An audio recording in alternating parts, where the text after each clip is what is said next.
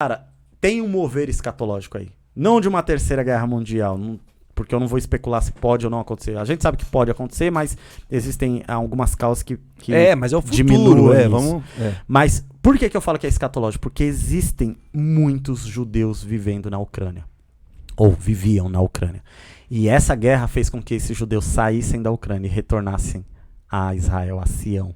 E isso é um movimento sionista acontecendo, é um movimento escatológico acontecendo. O retorno forçado, do né? povo. Forçado. É o retorno do povo para Israel. E são, mais uma vez eu falo, Israel, Jerusalém, o povo dessa região, eles são um termômetro para a igreja saber como que está a questão da vinda do fim dos tempos.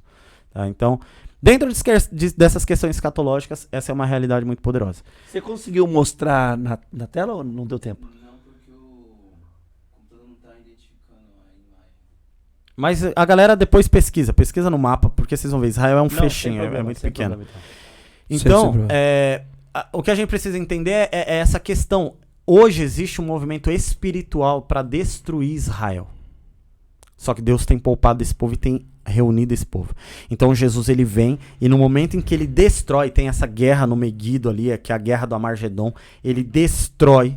Nesse momento ele chega em Jerusalém, ele é recebido pelas autoridades e as autoridades olham e falam, bendito é o que vem em nome do Senhor. E aí Jesus é recebido e ele se senta no trono. A partir desse momento a gente vê, por exemplo, o cumprimento de Romanos que diz que a criação geme com dores inexprimíveis clamando onde estão os filhos de Deus. Porque ela está sujeita, não porque ela se sujeitou, mas por aquele que a sujeitou, ou seja...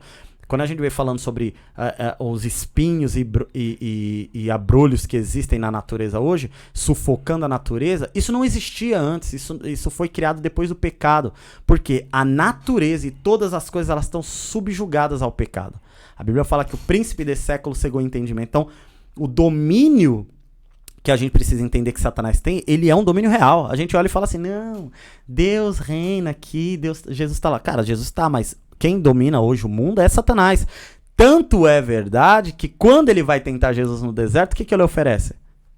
Todos esses reinos são meus e eu posso te dar. Ele estava mentindo? Não, ele podia dar. Porque é dele. Ele recebeu esse domínio da mão do homem. Qual que era a ordem de Deus para o homem no Éden? Crescer e multiplicar e povoar toda a terra. O que Deus estava falando? A cultura de eternidade que vocês vivem no jardim, eu quero que vocês expandam para toda a terra. Essa é a tua missão. O homem pega essa autoridade que ele tinha de toda a terra e entrega na mão de Satanás. Então Satanás ele tem direito legal de atuar no mundo. Só que quando Jesus vence, aí Jesus reúne a sua igreja, reúne os seus santos, agora a sua noiva, ele ali com a sua noiva, com os remanescentes, e ele fala assim, agora nós vamos restaurar todas as coisas. E aí tem uma coisa interessante, a gente sempre criou uma cultura de que nós vamos morar no céu. Nós vamos viver no céu. Nosso destino é o céu, ruas de ouro. E, cara, não, o céu não é um lugar para onde a gente está indo. O céu é um lugar que está vindo. Quando a gente fala de reino, a gente está falando de uma realidade que está convergindo com a nossa realidade. A gente vai ver a nova Jerusalém descendo e se sobrepondo sobre a Jerusalém velha. E nessa cidade será a habitação dos santos. E aí a gente olha para o final de Apocalipse e vê a seguinte narrativa. Eis aí o tabernáculo de Deus habitando entre os homens. O que é isso? É Deus descendo. Nós, a igreja, aguarda ansiosa pela vinda do filho, do noivo. O filho aguarda ansioso pela vinda do pai. Que no fim acaba sendo morar no céu. Só que não pelo fato de ir, mas pelo fato de ele vir. Exatamente. Não é o lance de eu vou para outro lugar e a terra que se exploda. Não. Cara... por isso que eu falo que é importante, que é importante a gente saber qual que é o fim, por que a gente precisa estudar escatologia?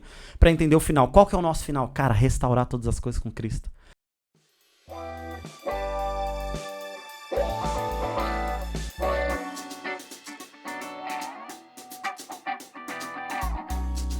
Ao